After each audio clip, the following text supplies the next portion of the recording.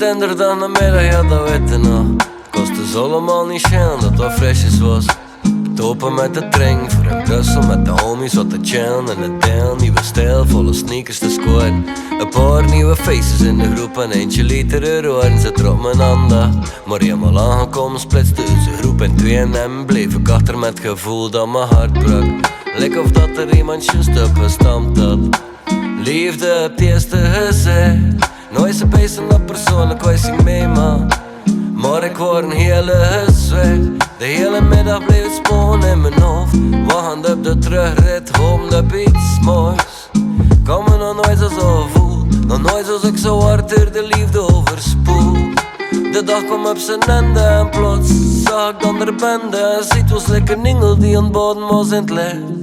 En behost met haar praten lekker west. Toen was we kan je al van coole dingen gekocht. En 2 minuten later hong de conversatie vlot. Ze vroeg me naar mijn naam en ik kon alleen niet zijn. Omdat ik eventjes lekker vreemd was.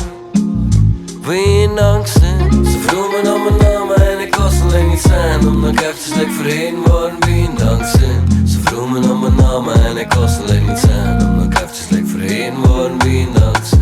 Ze vroeg me naar mijn naam en ik kon alleen niet zijn. Omdat ik eventjes lekker vreemd was. Wie dankzij. Ze vroeg me naar mijn naam en ik kon alleen niet zijn. Omdat ik eventjes lekker vreemd was. Wie dankzij. Het was een zaterdag namiddag, ja dat weet ik nog. 2 dagen later als ze mij bezocht. Er was voor je op de markt met z'n tweetjes in de kaart zitten zonder pees, nakkel, etiketten kocht. Er was spanning in de lucht. We waren wel aan het lachen en ik babbelde wat vlug. Ik was heel over mijn toeren want ik wist dat het was. Het meisje dat mijn hele leven topen mee ging zien. Later op de avond nou een feestje met de man. Elke seconde hield ik eerlijk in de hand. Liefde op het eerste gezicht.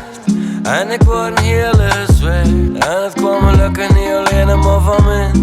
Ik word eventjes lekker vreemd, wie nog zin.